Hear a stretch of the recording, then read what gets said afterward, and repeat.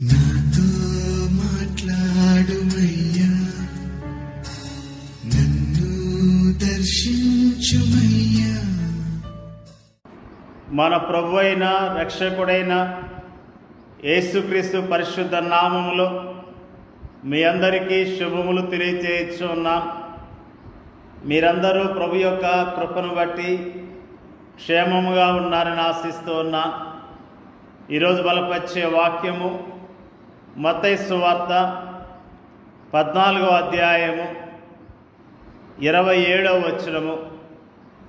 వెంటనే యేసు ధైర్యం తెచ్చుకొనుడి, నేనే, భయపడకుడని వారితో చెప్పగా,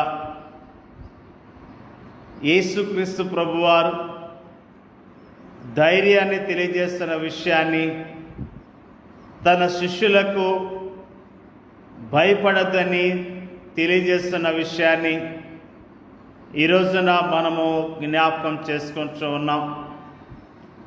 యేసుక్రీస్తు ప్రభువారు అద్భుతాలు, ఆశ్చర్యకార్యాలు జరిగించే దేవుడు. ఆయన మానవుని యొక్క భయాలను ఎరిగినవాడు, మానవుని యొక్క దుఃఖాన్ని ఎరిగినవాడు, మానవుని యొక్క ఒంటరితనాన్ని ఎరిగినవాడు. తన శిష్యులు భయముతో ఉన్నప్పుడు ఆయన వారి యొద్దకు వచ్చిన విషయాన్ని, వారిని ధైర్యపరిచిన విషయాన్ని ఈ రోజున మనము జ్ఞాపకం చేసుకుంటూ ఉన్నాం. యేసుక్రీస్తు ప్రభువారు జనసమూహాలను పంపివేసి శిష్యులతో దోణి ఎక్కి సరస్సు అద్దరికి బయలుదేరి వెళ్ళమని చెప్పాడు. తర్వాత ప్రార్థన చేసుకోవటానికి ఆయన కొండ మీదకి వెళ్ళాడు. సాయంకాలం అయినప్పుడు, అంటే సూర్యాస్తమయము తర్వాత ఆయన అక్కడ ఒంటరిగా ఉన్నాడు. శిష్యులు ప్రయాణమై వెళుతూ ఉన్నారు. వారితో యేసుక్రీస్తు ప్రభువారు లేరు. యేసుక్రీస్తు ప్రభువారు ఒంటరిగా ప్రార్థనలో గడిపినట్లుగా జ్ఞాపకం చేసుకుంటూ ఉన్నాం.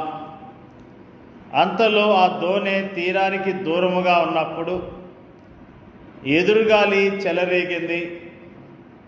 అలలు ఎగసి దోణిని కొడుచుండగా పెద్ద తుఫాను వారిని ఆవరించి ఉన్నది. అలాంటి పరిస్థితుల్లో వాళ్ళు ఎంతగానో భయపడుతూ ఉన్నారు. ధైర్యాన్ని కోల్పోయిన స్థితిలో ఉన్నారు. ప్రాణాలు పోతాయేమన్నంత భయాన్ని కలిగి వారు ఉన్నట్లుగా మనము జ్ఞాపకం చేసుకుంటూ ఉన్నాం. యేసుక్రీస్తు ప్రభువారు వారి యొక్క స్థితిని ఎరిగి ఉన్నాడు. ఆయన వారి యొద్దకు సముద్రం మీద నడుస్తూ వచ్చినట్లుగా వాక్యము తెలియజేస్తున్నది. ఆయన సముద్రం మీద నడుచుకుంటూ వస్తున్నప్పుడు శిష్యులు భయముతో ఉన్నారు. యేసు ప్రభుని గుర్తుపట్టలేకపోయారు. భూతమని భావించి భయముతో కేకలు వేసినట్లుగా దేవుని యొక్క వాక్యము తెలియజేస్తున్నది. యేసుక్రీస్తు ప్రభువారు వారి భయాన్ని గ్రహించి, నేనే, భయపడకండని చక్కని మాటలు వారికి తెలియజేశాడు.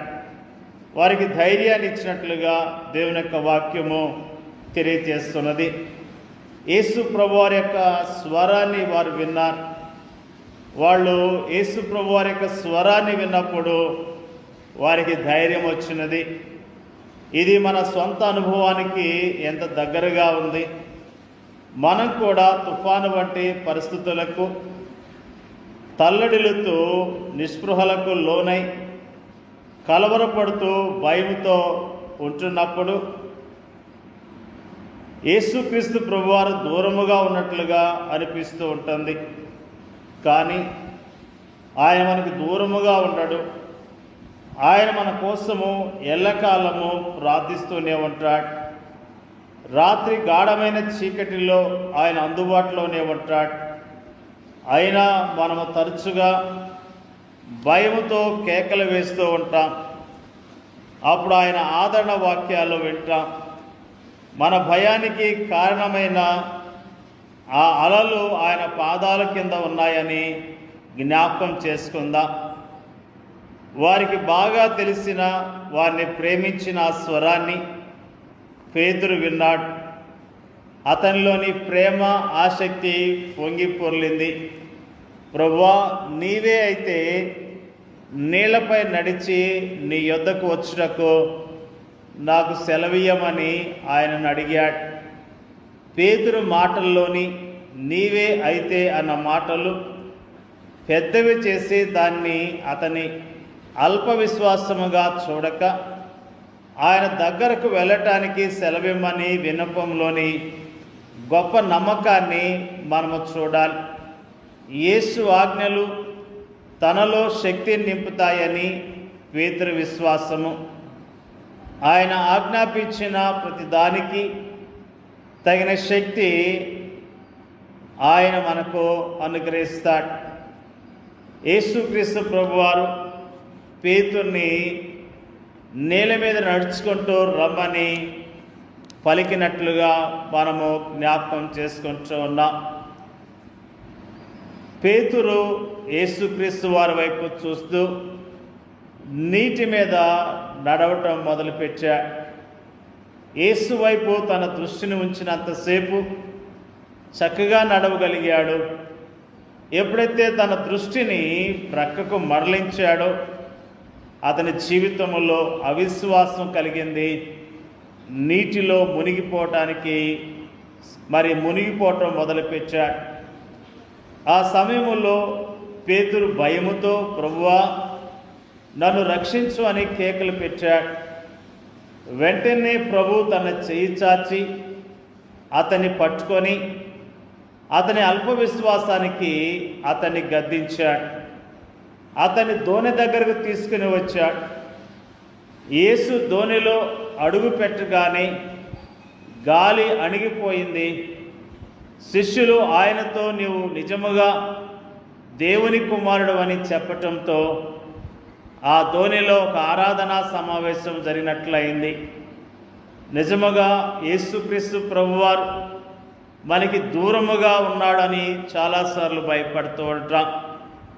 యేసు ప్రభువారిని మన జీవితాల్లో ఎప్పుడైతే చేర్చుకుంటామో, ఎప్పుడైతే ఆయనందు స్థిరమైన విశ్వాసం ఉంచుతామో మన జీవితంలో ఉన్న తుఫానులు వెళ్ళిపోయి నెమ్మదిని ఆయన కలిగిస్తాడు, సమాధానాన్ని కలిగిస్తాడు, ఆదరణ ఇస్తాడు.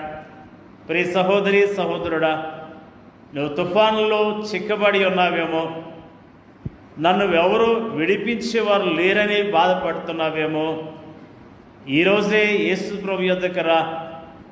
ఆయన్ని జీవితంలో చేర్చుకో. ఆయనందు విశ్వాసం ఉంచుము.